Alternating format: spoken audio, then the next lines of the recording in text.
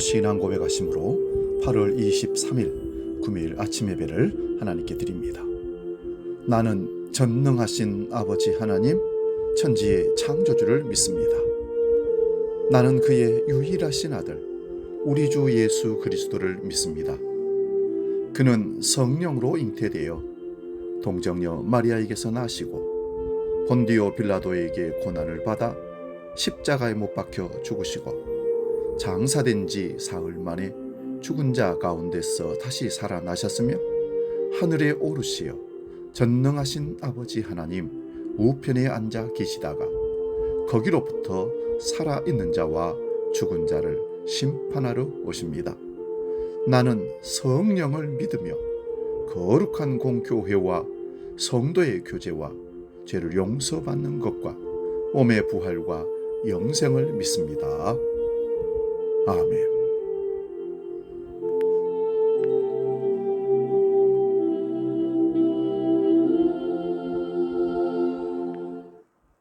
찬송가 366장 어두운 내 눈 밝히사 함께 찬송합니다.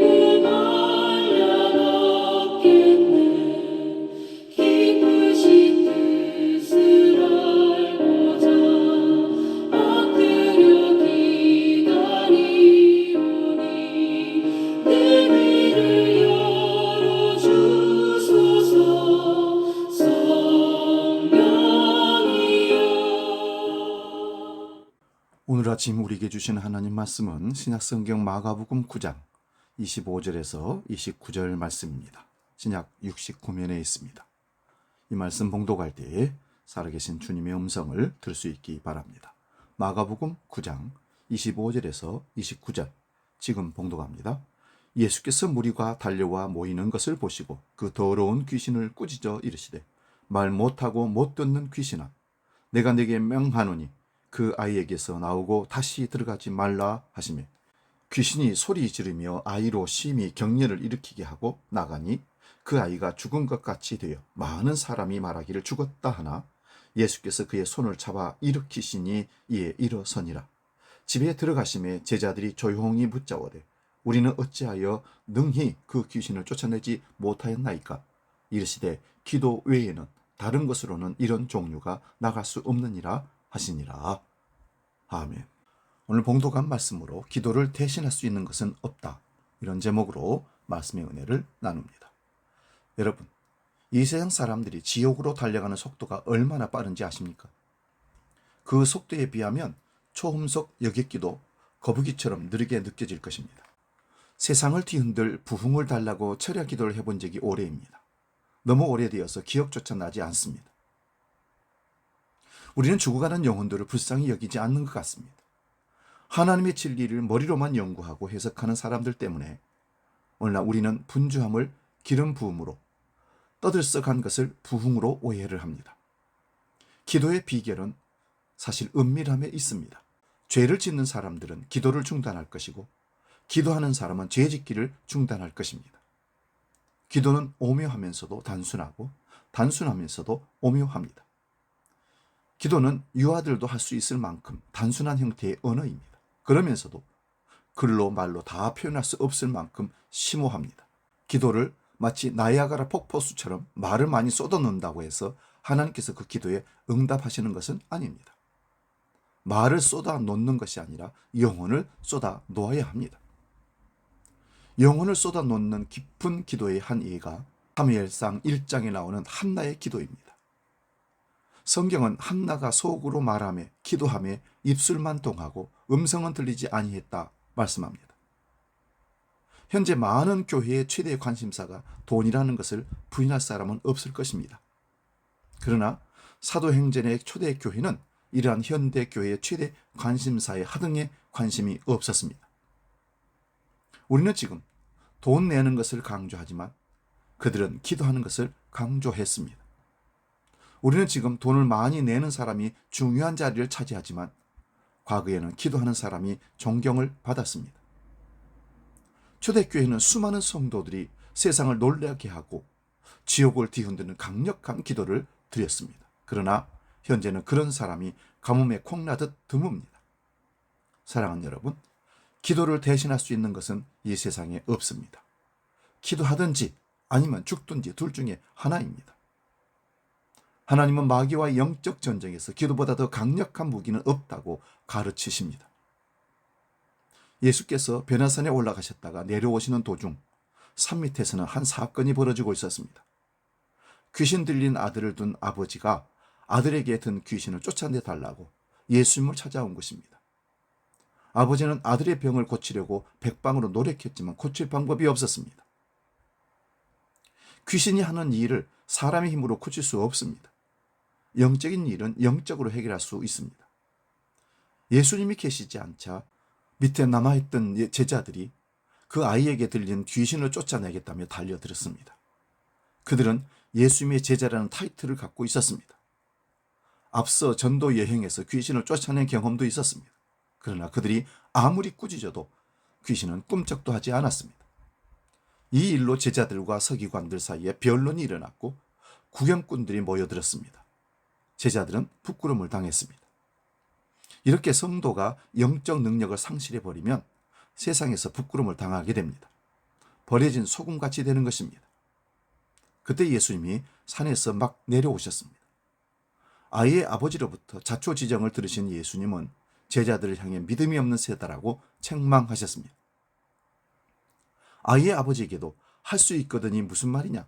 믿는 자에게는 능히 하지 못할 일이 없느니라고 그 아버지도 책망하셨습니다. 그런 후에 아이에게 들어있는 귀신을 꾸짖어 쫓아내 주셨습니다. 무리가 다 돌아가고 예수님의 집에 들어가셨을 때 제자들이 조용히 예수님께 여쭈었습니다. 선생님, 우리는 어찌하여 능히 귀신을 쫓아내지 못하였나이까? 예수님이 하신 말씀이 이것입니다. 기도 외에는 다른 것으로는 이런 종류가 나갈 수 없느니라. 기도하지 않고서는 귀신을 쫓아낼 수 없다는 말씀입니다. 여기서 주목할 것이 있습니다. 예수님은 믿음과 기도를 연결시키셨습니다. 귀신을 쫓아내지 못한 제자들에게 믿음이 없는 세대라 책망하신 건 귀신을 쫓아내지 못했기에 하신 말씀이 아닙니다.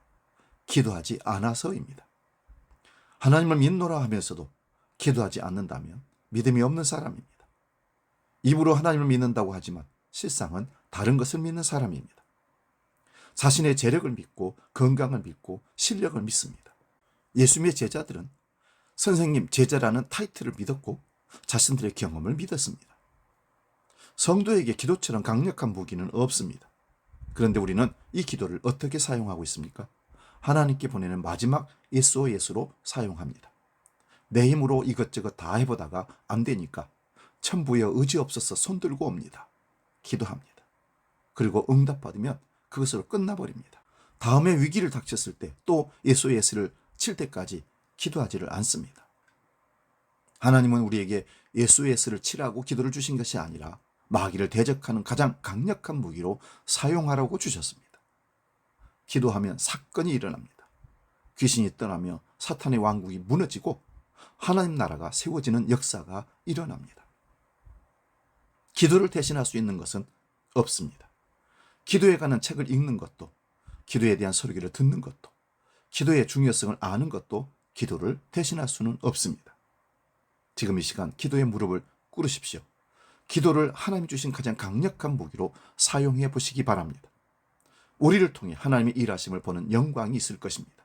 항상 기도하심으로 믿음 있는 성도, 강력한 영향력의 소유자가 될 수 있기를 주의 이름으로 축원드립니다. 기도하겠습니다. 기도할 수 있는데 기도하지 못하고 기도의 능력을 거부하면서 기도를 사용하지 않는 어리석은 그리스도인들을 오늘 책망하시고 믿음 없는 자여 기도를 대신할 수 있는 것은 없다 하시는 주님이 우리에게 말씀하십니다. 기도하라.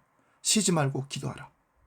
오늘 우리는 이 말씀을 들으면서도 기도의 능력을 간과해버리고 잊어버리고 급할 때만 주님께 도와달라고 매달리는 어리석음에 빠져 있습니다. 주여, 기도하기를 쉬는 죄를 범하지 않겠다라는 사무엘 선지자처럼 우리도 기도를 하나님께 주신 능력으로 활용하고 그 기도로 사탄 마귀를 대적하고 승리의 기쁨, 하나님의 영광을 돌려대는 일생의 삶이 되도록 역사하여 주시옵소서.